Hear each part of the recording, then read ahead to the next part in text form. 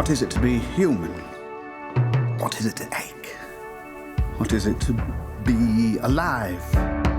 I don't want to just look at a picture and copy it, because that doesn't imbue the sculpture with any sense of feeling. I want to know that person's personality. They become real to me. That little sculpture has to breathe, think. Actually, as I'm working on them, sometimes I feel like they're actually there, thinking, doing whatever, and it comes out in the sculpture.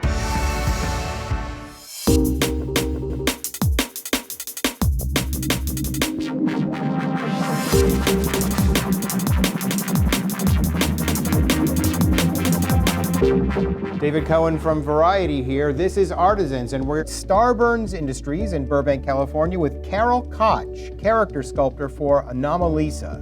We asked Carol to show us how she goes from sketches and simple notes to a design in a puppet ready to appear in a film. In many cases, I am helping to create a design. In this case, they had a really good idea of what they were looking for. Both Duke Johnson's a great artist and a great director, and Charlie Kaufman had some very concrete ideas of what he was looking for in his characters. So Duke did some sketches. This was for Michael, the main character, Michael Stone, and this one was for Lisa. So you said that Charlie had a good idea of what he wanted. What were they asking for? He's an amazing writer. This is when you know you're working with a genius. When you're speaking to them and they can actually, with a few simple words, draw very concrete pictures in your head, in your mind as you're listening to him. And his description of Michael was dashed expectations. Wow. And enduring. And as soon as he was enduring. saying that, as soon as he was saying it, started to develop the character's personality in my head, and that's very important when you're designing something. Remember, there is someone out there for everyone. How about Lisa? She had gone through some trauma, and it had internalized, and she'd become shy and withdrawn and not very confident. She was hiding her face with her hair. I think you're extraordinary. Why? I don't know yet. It's just obvious to me that you are. You are kind enough to bring with you today a sculpture that you're actually working on. This is for a different project. Are you actually working in regular modeling clay? There's all different types of clay. Mostly what I use in the film industry for makeup effects or specialty costume, superhero suit stuff. We use something called Chavant, which is an oil-based clay. For this, since I got to choose anything I wanted to use, I chose a wax-based clay, which is much tidier, much neater on the hands. Stays soft, it can, under just a light.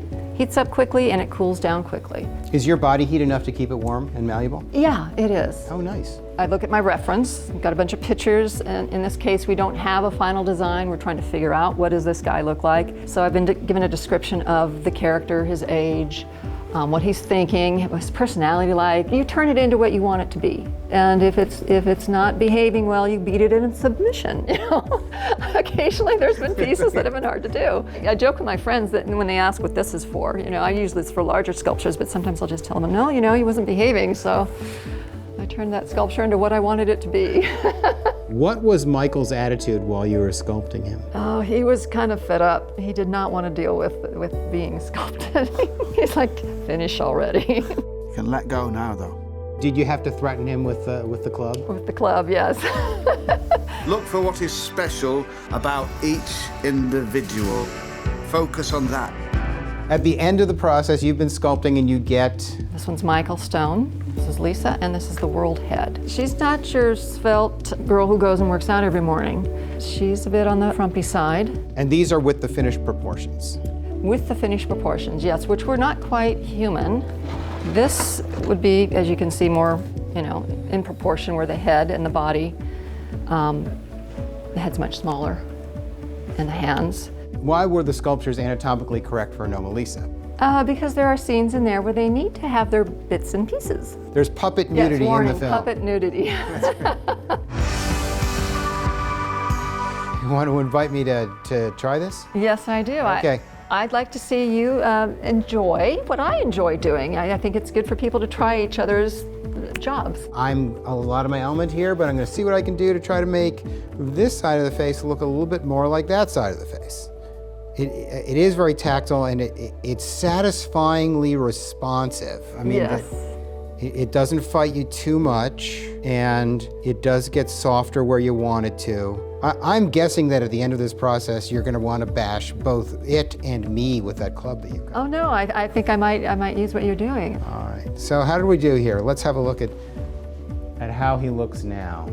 There's some progress. I'm feeling good about that. It looks actually very good. Maybe I'm out of a job.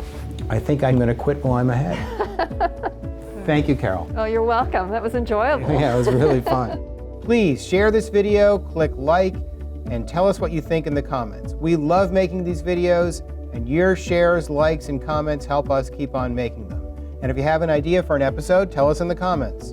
To see more on animated character design, click on the box on the right to see Pixar's Albert Lozano show us how the emotions of Inside Out were created. Click on the box on the left to see how difficult it was to turn Charles Schulz's Peanuts characters into the 3D CG designs of the Peanuts movie. To never miss an Artisans video, click on the subscribe box. That'll sign you up for the Variety channel. There's a new Artisans video every week, so come back soon. Thanks for watching.